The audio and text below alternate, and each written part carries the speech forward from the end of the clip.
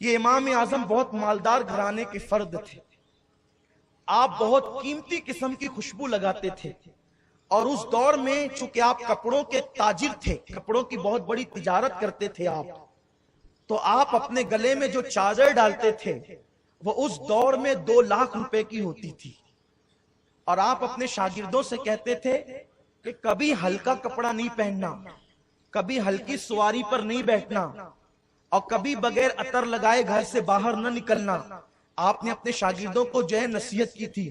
فرمایا کہ لوگوں ہر ایک کی دعوت کھانے کی قبول نہ کرنا، فرمایا ہر ایک کا نکاح نہ پڑھانا، ہر ایک کا جنازہ نہ پڑھانا. یہ آپ کی نصیحتیں ہیں اپنے شاگردوں کے لیے.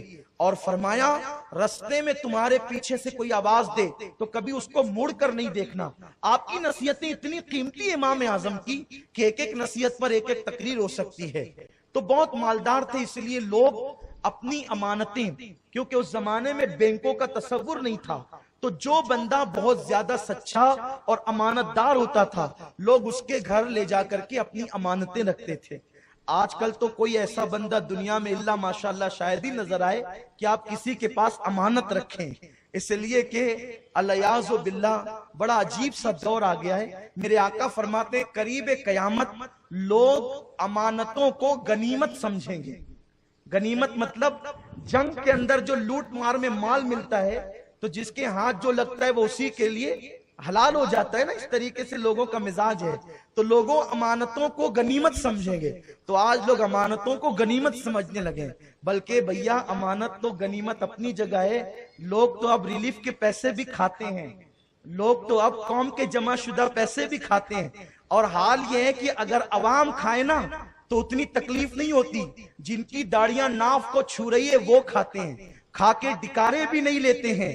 اور یہ حال ہے کہ ایک حمام میں سب کے سب ننگے ہو گئے ہیں.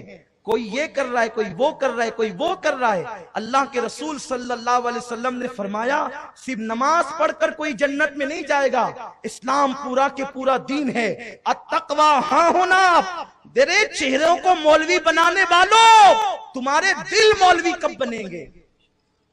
چہروں کو خوبصورت بنانے والوں تمہارے چہرے خوبصورت کب بنیں گے؟ جب قوم کے قائدین بگڑیں گے تو قوم کا حال کیا ہوگا؟ یہ بارش کا رک جانا، یہ قحط کا نازل ہونا، یہ مندی کا آنا، یہ صنعتوں کا تباہ ہونا، یہ کیا ہے؟ اگر قوم گناہ کرتی ہے تو قوم کے گناہ کی سزا صرف قوم کو ملتی ہے، اور قوم کے پیشوا، قوم کے قائد، قوم کے رہنما گناہ کرتے ہیں تو ان کی سزا پوری قوم کو ملا کرتی ہے. اس لیے قوم کے رہنماؤں کو بہت احتیاط سے کام لینا چاہیے.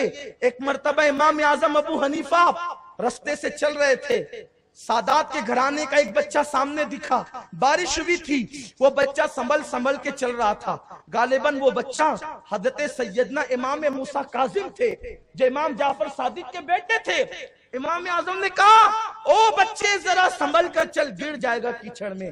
تو بچے نے جواب دیا امام میں گروں گا تو اکیلے گروں گا، آپ گریں گے تو پوری قوم کو لے کر گریں گے، آپ زیادہ سنبھلیے، آپ کو زیادہ سنبھلنے کی ضرورت ہے. اس لیے قوم کے قائدین وہ تھے جو سوکھی روٹیاں کھا کر کے زندگی گزار دیتے لیکن حرام کی طرف کبھی قدم نہیں اٹھاتے. آج تو پیسہ پیسہ پیسہ، دولت دولت دولت کے لیے آج سب کچھ کیا جا رہا ہے. حرام و حلال کی تمیز ختم ہو گئی. یہ امام اعظم ابو حنیفہ ہیں، کافر بھی ان کے پاس لا کر کے امانتیں رکھتے تھے. اور امام اعظم ابو حنیفہ کثرت سے لوگوں کو قرضہ دیتے تھے. ایک مرتبہ آپ جنازے میں گئے، توجہ کریں کتنے متقی ہیں ہمارے امام اعظم. ایک مرتبہ آپ جنازے میں گئے، آپ جب جنازے میں شریک ہوئے تو دھوپ کا ٹائم تھا، دوپہر کی چلچلاتی دھوپ تھی. امام اعظم ابو حنیفہ دھوپ میں کھڑے تھے. ہم لوگ دھوپ برداشت ہی نہیں ہوتی ہم سے، جہاں دھوپ دیکھی فوراً سایہ دیکھ کے ادھر ادھر ہو جاتے ہیں، اور ہونا بھی چاہیے، دھوپ سے بچنے کا حکم ہے. لیکن کس کے گھر کے سائے میں کھڑے ہیں کبھی یہ احساس بھی، اس لیے کہ وہ نظر ہی ہمارے پاس نہیں ہے. دھوپ چلچلاتی ہے، مسلمانوں کا امام کھڑا ہوا ہے. کون امام؟ صرف امام ہی نہیں، امام الائمہ. حدیث میں جس کی تعریف آئی ہے، دھوپ میں کھڑے ہیں. کچھ لوگ آ کر کے کہتے ہیں امام دھوپ میں کھڑے آپ بیمار ہو جائیں گے. देखो ये कितना बड़ा मकान है, इस मकान का साया भी है, इस मकान के साये में आ जाइए, आपको थोड़ी सी राहत होगी। फरमाते नहीं, इस मकान के साये में खड़े रहना मेरे लिए जायज नहीं है। भाई मकान का साया किसी का भी वो खड़े रह सकते हैं, लेकिन इमाम आजम फतवा देते हैं कि इस मकान के साये में खड़े होना मेरे लिए जायज नहीं है। लोगों ने कहा क्यों?